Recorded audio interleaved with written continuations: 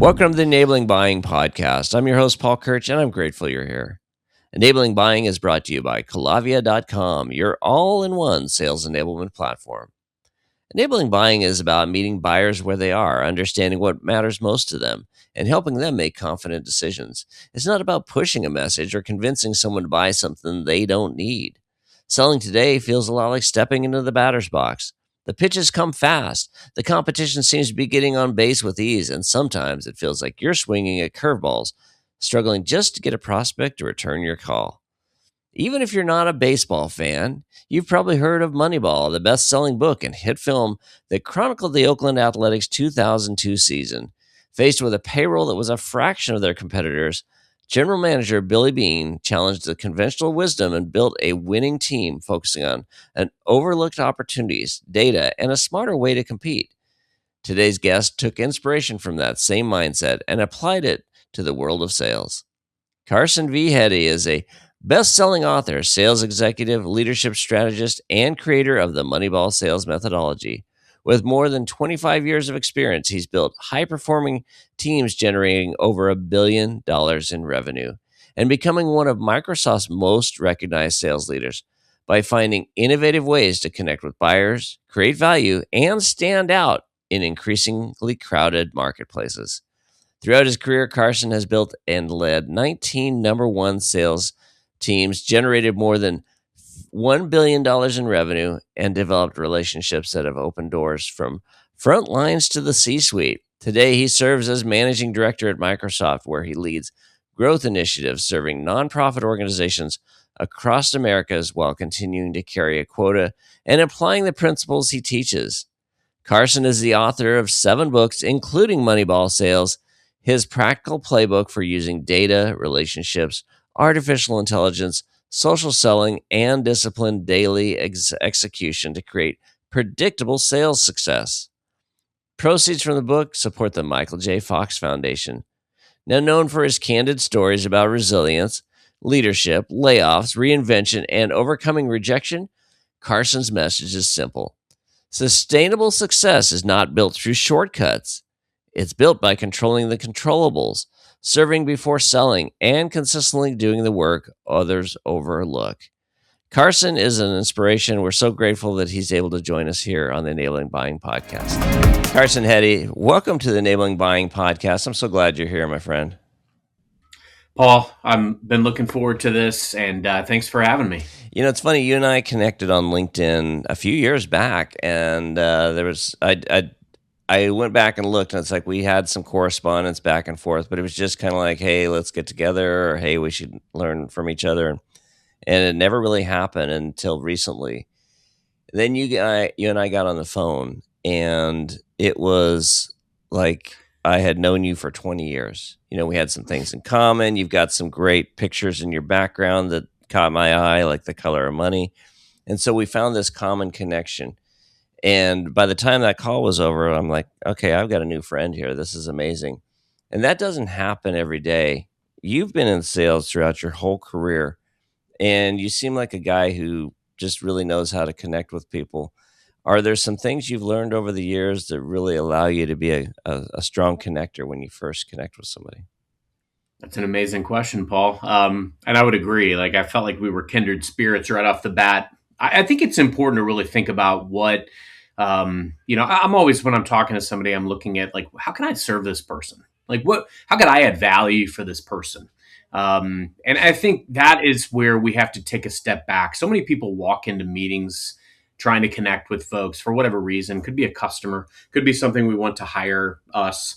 But the reality is, like, we come in with like this preconceived, pre-baked, overblown agenda of like, oh gosh, I've got to ask this person like about job opportunities, and I've got to, lock in this mentoring cadence for the next 6 months, or, I've got to make sure I book the demo with this potential customer. And it's like, it's not like that at all.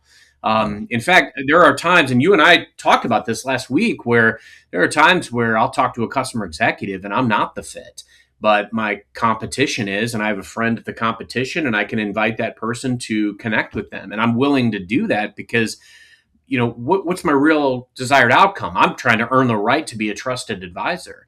I'm not here to talk about products or services. I'm trying to figure out if there's a fit, if there's something I can do to uniquely serve this person based on the position that I'm in. And so I think we just have to recalibrate over why we're really trying to create this relationship. Because that's really what it's all about: earning conversations and then creating relationships. And you have to make investments into Yeah. these relationships. And sometimes they're blind investments, like you're investing without any necessary hope of or guarantee of getting something in return. And if you do that, you'll be a lot more successful. Yeah, you think about the world today, and a lot of our listeners are either in sales or they've got sales teams underneath them. They might be the owners of the company, CEOs. And there's a lot of pressure in many sales roles today. It's like, especially if you're behind your numbers and, you've got all this pressure to succeed. You get on the call, somebody's finally talking to you, and there's almost like this sense of desperation. I've got to close this person. I've got to make this work because you know how hard it is to get somebody on the phone today. And we sometimes try and skip that process, but really, you and I've talked about the fact that it's about building relationships and earning trust. That doesn't happen if you're trying to skip forward and jump into the sales process without getting to know that person first, right? Is that correct? Amen to that, Paul. When I think about this, first off, I've never worried about a number a day in my life, and I've only missed my number once in my career, and I can tell you exactly why it happened. And but I learned a lot that one time that it did happen. And I will tell you this: if you focus on people and process, and you meticulously invest in relationships, and you make sure that your process pivots to what the market is doing or what the technology is or all of those things, but you do it seeking to serve, you can't help but be successful. And look, I want to say this, I learned from Doc Rivers in The Coach's Playbook on Netflix. Pressure is a privilege. Pressure is not bad. It can be healthy friction. It's how we react and respond to it. It's what it does to us or others that where it can become a negative.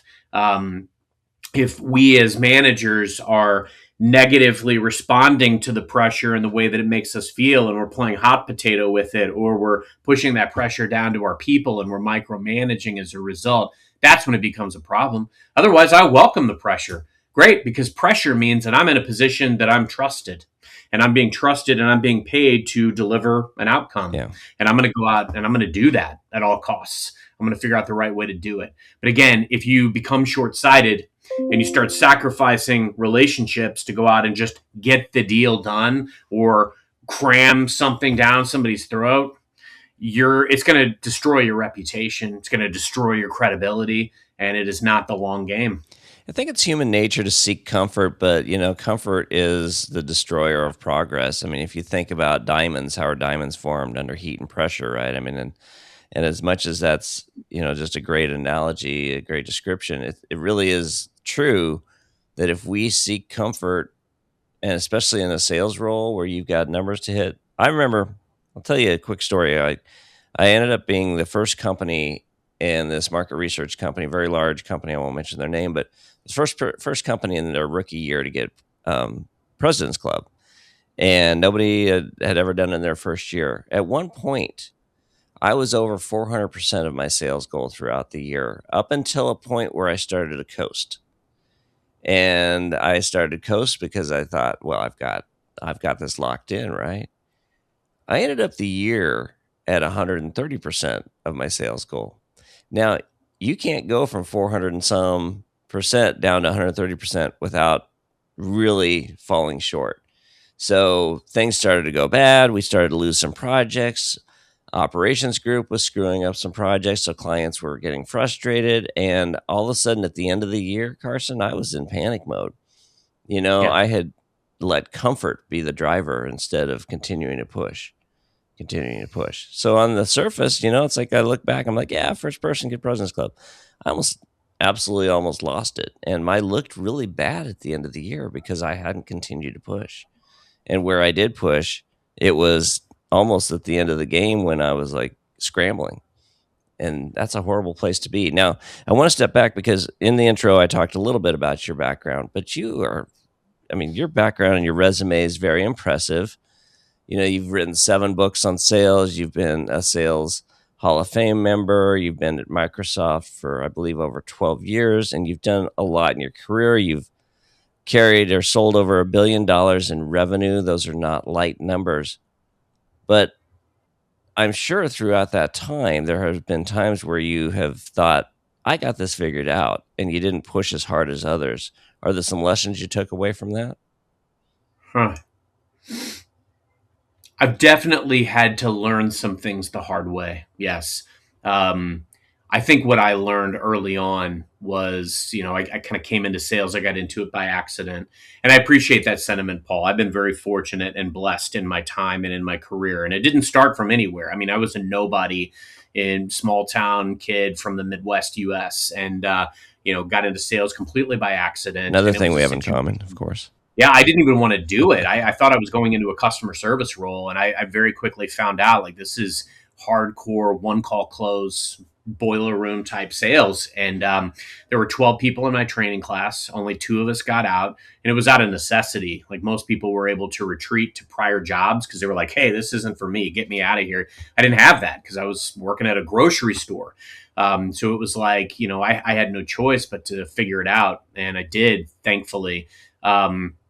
But I rose very quickly. And because I was promoted numerous times very quickly, I mean, I was like a director by age 26, and I had zero polish, and I didn't know it. I had no mentors. I just made it very far on results and just delivering outcomes. And I made a lot of mistakes. I made mistakes in who I trusted. And I made mistakes in how I didn't build consensus or play the room effectively. I didn't play the game. And I learned that the very, very hard way. It's like they say in The Color of Money, and I had the screws put to me, and I had to reinvent myself multiple times. Came back, paid my dues, time and time and time again. But what it really anchored on, Paul, was I learned that it was all about network. It was all about reputation and relationships, and how do I create community? How do I build community everywhere I am? And I studied one of the things that I love doing, even in the call center days. I'd always track my own stats. And then when I was a manager, I would track stats. And when I was a director and I ran a call center, I would track stats. And I was obsessed with like the data driven decisions. Mm-hmm. And, it really spoke to me when Moneyball by Michael Lewis came out, and then the movie with Brad Pitt. And I looked at things the same way as I progressed in tech sales. And so what I really learned was there's so much data that you can study and understand, like what really matters. Like it isn't about number of dials, it's about number of quality conversations. And the more that I can anchor around creating quality conversations and earning trusted advisor relationships, the more I could, in essence, guarantee my own success. But I have to bring everybody else along with me. I have to show people how to do it. I've also got to help make sure that people understand it. And I had to make my platform serve others. It couldn't serve me. It had to be about how do I go to other people that also stand to win or lose based on what happens in this deal or in this customer relationship. And I got to sell them on making sure that they understand why this matters. And I needed to understand from them, if I'm going to go out and I'm going to create deals that are going to get you paid, what does that look like? And I had to obsess over creation of that process and getting my colleagues and my teams paid while solving every problem that my leadership called out and my customers called out. And once I figured that out, man, I was on autopilot. It's amazing. You think about the world today, and we're going to get to your book here in a minute, but as we look at the noise in the marketplace, people are drowning in noise. And quite frankly, AI has amplified that. Now, AI can be a great resource, but it can also be a crutch for a lot of people. A lot of companies are embracing the idea of automation. So we're saturating with people with noise. If you go on places like LinkedIn, every day in my inbox, I mean, it's pitch, pitch, pitch, pitch before they even get to know me. So we're teaching people to tune out messaging. And unfortunately, that's just the reality that every salesperson out there is facing, everyone in a revenue generation role. If you're picking up the phone trying to call someone, good luck reaching them. You better be a master at leaving voicemails that keep that top of mind awareness and remind them that, hey, I'm going to keep coming back until you respond to me. Personalization matters more than ever. But are there some things that you see salespeople still doing today that they haven't changed, that they're simply not working. Do you see some things changing? Yeah. It's interesting because I've worked in tech sales for quite some time, and I see a lot of people that they don't understand the value of what we talked about before, the pressure or the healthy friction. They'll allow customer contacts that are in procurement or in IT to keep them in a box. And it's like, look, I understand those relationships and I need and want those relationships, but I also get paid to go out and create relationships with the board and with the executive suite. And that's where a lot of major stakeholders are and play, and I've got to make sure that I'm attuned to what matters to those folks. And where I've had my biggest deals, customers that I took from 0 to 9 figures in 2 years with, that started on a LinkedIn message, was, building a groundswell of influence within an organization. I reached out to over 500 people in an organization once to create that level of influence. 7 C-levels changed in the 2 years that I covered them, but I was so embedded and entrenched, and my team was so embedded and entrenched that even despite all the changes, like we still got the deal done. It looked very different, but we got the deal done. There, to your point, Paul, there is so much noise. And it goes back to the enemy being comfort, because people will lean into like, what is easy? What's really easy to have AI just write me a message right now that I can blast out to everybody, and that's creating the noise. But it sticks out like a sore thumb. I mean, I can tell every message that looks like AI wrote it. And so what I'm doing and what I'm doing with my team is like flipping the script on that. The best responses I get right now are like 1 to 2 sentences. Yeah. Because again, it's about what's my goal. I just want to talk to this person. Yeah. I need to, if I can't tell this person in 1 to 2 sentences why they should take a meeting with me, then I'm in the wrong profession. And so that's where I'm having massive success. I booked 52 executive meetings in a week, a couple weeks ago around one specific campaign. Booked 84 workshops in a day a couple of months back with, a 2-sentence message. And, so I think the key element is, very much like if it's easy, it probably isn't worth your time. But I also think like sales leaders and sales cultures are part of the culprit because they're not training their people to do it better, to do it the right way. It's so easy now to use your AI, but to do it to show up better. I'm having AI, I'm saying, hey, write me a subject line that will maximize the open rate for this audience. Write a 2-sentence hook that will maximize the response rate and the probability that I book this meeting with this customer. I can plop a PDF export of a customer's LinkedIn profile into my Copilot or ChatGPT and have it write a very specific 2-sentence message just to that person that will capture their attention. Or I can plop in the email address or the web address, the organization's web address, and say, make this 2-sentence, 3-sentence appeal to them based on things that are called out in their mission or their, public news about this organization. You can set up your LinkedIn Sales Navigator in a way that it's feeding you signals based on new executives, new mergers and acquisitions. And it's how you react and respond to that stuff that will determine your destiny. You've got to look for the way to best understand the playing field, but also how to best show up and really learn and listen to those signals as opposed to just doing what everybody else is doing that's easy. Yeah, this show is called Enabling Buying. And as you and I have discussed, I mean, the idea that I think a lot of salespeople still think they have to convince people to buy. They have to tell them what they've got. They've got to share those features and benefits. But buyers are buying from an emotional place. You think Jeffrey Gitomer, he didn't. I don't think he created the phrase, but he coined it. He said, "People hate to be sold, but they love to buy." And I love that. And I've always said, if you're telling, you're selling, and no one wants to be sold. And unfortunately, that's a pervasive model that exists in a lot of organizations. They fall in love with their own products internally. They fall in love with their talking points. And they're like, hey, we're solving a problem out in the marketplace. Is it really the problem? Is that really what your people are buying? CRMs, slide decks, inboxes. Sales teams don't need more scattered tools. They need alignment. Collavia brings your sales playbook, AI coaching, training, and goals together in one platform for consultative B2B teams looking to close more deals with less confusion and greater consistency. Collavia, enabling buying in a world of selling. Visit Collavia.com. Now, you wrote a book that was based off of the concept of Moneyball. And you mentioned the movie. Your book is actually amazing. It's called Moneyball Sales: How I Generated Over 1 billion in Revenue Using LinkedIn and AI, and how you can too. It's out on Amazon, and it's a quick read. I believe it's 70 pages or something like that, and it is literally your playbook over the years. Now, you told me, Paul, I'm at a point in my career where I want to give back and make a difference and help impact others. So this is not like, you didn't write this book to make a fortune off it. You wrote this book to make a difference, because I think you see the problem that's happening in the industry. Talk a little bit about the motivation and what people can learn from this.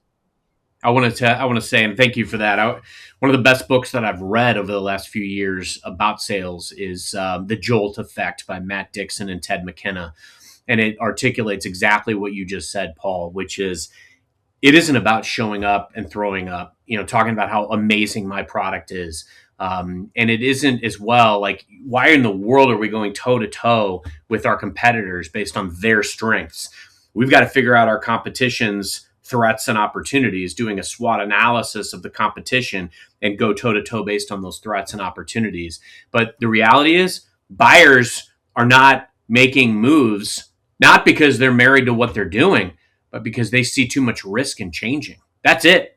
And that's what Matt and Ted discovered through research, studying all these calls that they were researching in the post-pandemic hybrid world era where all these calls are recorded. They were listening to signals, and we think FOMO is the way to get customers to change. It's not. It is de-risking their decision to change. That's where buyers are right now. They can do so much, research so much. They need sellers so differently than they've always needed us. And so we've got to meet that moment, and we've got to, earn the right to be a trusted advisor, but we've got to de-risk their decision to change. And that's the way we're going to be successful. The reason that I wrote Moneyball Sales is because, yes, I've reached a point in my life and in my career that, look, it's for love of the game. I love this game. I've gotten so much from sales, so many great relationships. Heck, I've met my wife in sales. So I owe a lot to sales, and I want to give back. I consider us noble knights of the selling game. I want people to do it the right way. And I encourage, I welcome my competitors reading my book and trying to do the exact same playbook to beat me. I don't think they can. But the reality of the matter is, like, just studying sales for so long, like what works, what doesn't, how you can learn from the effectiveness of your approach, how you can make better data-driven decisions. I mean, it's everything. And the reason it's a quick read, I mean, I've got books that are 200, 300 pages that I've written. This, I wanted people to be able to read in one sitting. It's a couple hours Audible, right? How you map out your territory, how you strategize around what the addressable market is, how you make decisions that are going to be the highest probability of you hitting your number, how you balance going after whales and also going after the minnows, but then also, like, how you write the perfect prompt to AI, how you write the perfect message that earns the right to talk to a customer, how you prospect. Like, one of the probably unique quirks that's helped me is I love prospecting. You've got to fall in love with the process to be successful. And that's really what Moneyball was all about, was, the Oakland A's of 2002 going toe to toe with the Yankees when they had a quarter of their budget to spend on players. They had to make data-driven decisions and go after players that flat out got on base. And frankly, these are, how do I make the decisions that give me the highest probability that a customer is going to respond to me? And I focus on the quality of my message, the quantity of my outreach, and the consistency of my execution and outreach over time. And that has guaranteed my success. There's no question that having a brand like Microsoft behind you as your calling, I know that helps, because I've worked for large companies that had great presence. And I know that people took the call because I was calling from that brand. However, you've still got to do the work. And one of the things over the years, well, not one of the things, I mean, a few of the things over the years that I've tried to do is find a way to motivate myself when I'm struggling to pick up the phone. And also as I've coached other people, things like celebrating every no, because every no is closer to a yes. That call a friendly. It's like I start the day off sometimes calling somebody I know that's going to take my call so I can start from a place of momentum. There's a lot of things you can do to psychologically get yourself on the right track, because there's nothing worse than starting the day from a place where a punch in the face and then it's like you've got to recover. Are there some things that you've done throughout your career, or maybe you talk about in Moneyball, that are kind of strategies to keep yourself and other people you've inspired to move forward? Yeah, no doubt. Love the question. I think you've got to have your right routine in the morning. I like to get up, hit the gym, get an audio book going, get into my coffee and sit down and kind of, look at my day. And I think, you got to figure out your non-negotiables for the day. I always have 3 to 5 non-negotiables every day that I kind of scratch out, which these are the things that, if I look back on the day, no matter how much craziness or noise or minutia happens during the day, I can look back and know that the day was a success. That type of stuff helps me because I've got them written out. And as I cross them off, there's that sense of completion and fulfillment. And I try to hit some of those before I even open up Teams to look at all my instant messages or email before I get sucked into that vortex. But I also, again, I love the numbers element in the process. Like, no's don't bother me. It just means, like, I always think of Neil Patrick Harris's character Barney from How I Met Your Mother. And so anytime somebody says no or that can't be done, they're saying challenge accepted. Challenge accepted. That's right. It means I got to figure out a way. I've had situations where my extended team was like, don't bother. You're not going to get any funding or investment to help get this deal done. And I just went and I found a friendly and found somebody that I could sell. The most important selling I do is internal, selling people that care about my initiatives or projects. They went with me to our now CEO of the commercial business, and we secured $1 million of net new funds in 24 hours after I was told, don't bother, you don't have a chance. And just stuff like that, knowing how to react and respond to the no, I think is really important. And, I love that you pointed out too, like, yeah, I do have a good logo, right? I started doing all this stuff at a small consultant firm before I ever joined this company. And even after joining this company, in my first year as an account executive, that was all data for me. I was reaching out to customers, and a lot of them, they were investing in some way in my company and in some products that we offered. But they would say things like, hey, I don't want to talk to you. You're the biggest check we write. I don't want to spend any more money with you. Yeah. You guys only show up when it's time for our renewal, or you want our money. And I don't even know what all I own. I don't even use it all. So I had to use that and infuse that into my outreach. Because remember, quality, quantity, consistency. So quality of my message, I started reaching out saying stuff like, hey, it's my job to make sure you're aware of all the resources you're entitled to as a result of your significant investment. Paying credence to the fact that it's a significant investment, talking about resources you're entitled to. Who in the world isn't going to take that meeting? And guess what? I started booking meetings left and right. That's how I met the president of the company that ended up being my largest deal that I've ever signed. 9 figures in 2 years. They were going to go to the competitor. They weren't even thinking about us. But I managed to get the president with that message. I was in his office the following week. I brought him a copy of my CEO's book. I highlighted some passages that I knew would be relevant to him and what I knew they were trying to do based on some of the lower level conversations that I'd been having. And it's momentum. Again, you're creating a groundswell of influence. At any moment, you're like this snowball, right? And you're trying to create an avalanche of momentum. And that's what I did. I was having these key meetings, and I started meeting with the division heads of the entire organization. So even when a year later that deal died completely, I had so many relationships that we resuscitated the deal. It looked totally different, but that's how we got it done. So the responsibility, the onus is on you to show up better for your customers based on what they're telling you. That knowledge is data for you to make decisions. And that's why the Moneyball element is so important. Like, you've got to figure out your playing field. And your playing field may change, but you've got to react and respond to that. And you've got to show up, and you've got to say something that is going to be valuable to that customer, or they're not going to take your call. Yeah, and you've gone after some large companies like that and been successful. It's the idea of, sometimes the pretty girl is the loneliest. Sometimes these large organizations, the people at the top, a lot of people won't approach them, or if they do approach them, it's the wrong way. They still want to be taken care of. That human emotion that stress, that pressure. How do we keep things moving forward? How do we, keep our board members happy? How do we keep the investors happy? Shareholders, they are facing challenges and pressures that if you can be the one that's a trusted resource, you have a chance to win.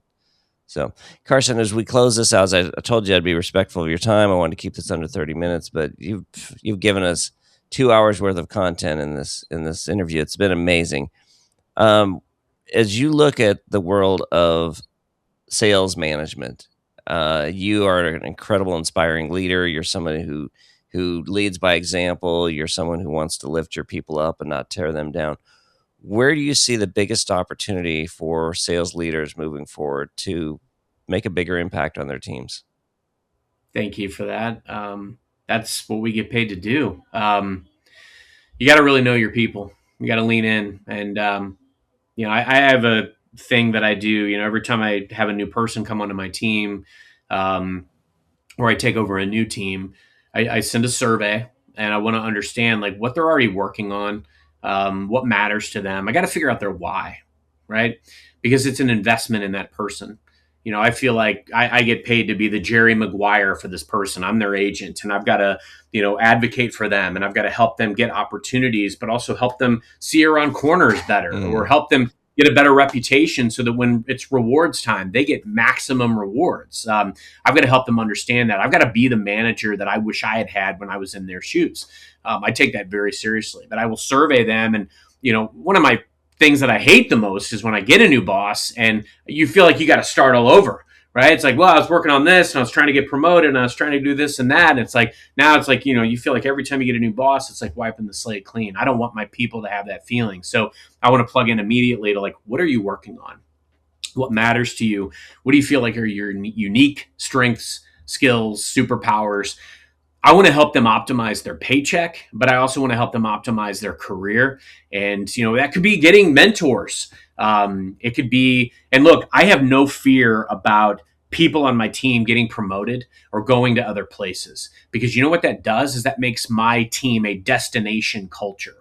And I want people to know. I had a guy that came here onto my team a couple years ago, and he was here for like 9 months, and then he got promoted to like his dream job. And somebody asked me, like, do you regret bringing him in? No, absolutely not. Because he did exactly what he said he was going to do. And then we were able to get him promoted to go to his dream role. Like, that's amazing. I want people to know that when they come here, we're going to invest and we're going to take the time. And because of doing that, I was easily able to attract the next person to come in. And she is one of the best sellers I've ever seen. Like, so my point in saying all this, Paul, is meet people where they are, understand their why, what makes them tick. Don't expect or enforce like your way of doing things. I never expect people to do stuff the way I do it. I try to look for ways I can complement their efforts. I try to watch their process and observe, and I'll absolutely make recommendations on how they can improve. But by and large, it's how they can do more for themselves, how they can put more food on the table, and also how they can increase their reputation and their brand so that they can go far. That's the kind of thing that I feel like it's my responsibility to instill in my team. If more sales leaders took that philosophy, it's amazing what an impact it would make on the world, because, everyone deserves to come to a place where they feel like they can make an impact, feel fulfilled, and, all the hard work and sacrifice is appreciated. So I love that. Carson, I just want to thank you again for being here. I mean, you've got so much on your plate, and the fact you took out time for this is amazing. I'm going to share your LinkedIn and your book link in the show notes. Anything else you want to share as far as people can follow you?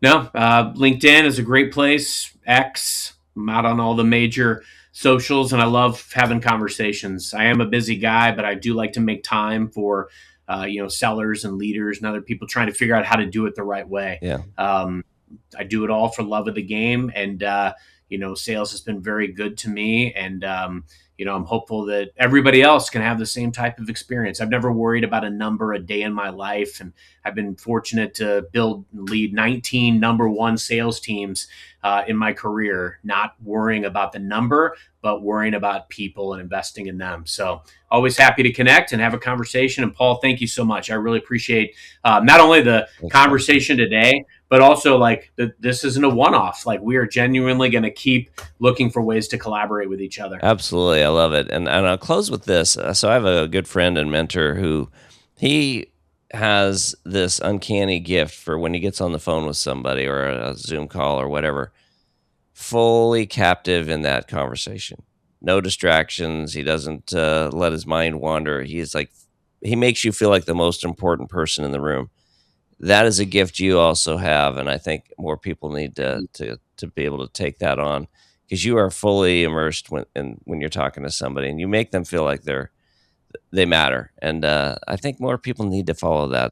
I hope I you had have a an buddy of amazing mine, day. Paul, that told me once, be where your feet are. And like even when you're out and you're with your family or your loved ones or somebody that you want to be a loved one, if you're distracted by stuff at work that you could easily be replaced doing at the detriment to the people that you want to matter to, you need to reshuffle your priorities. It's all about being where you are. I love that. I love that, and it's so easy with these devices in our hands. It's so easy to go the other No, direction. So thank you, my friend Carson Heady. Thanks again for being on the Enabling Buying podcast. thanks, Paul.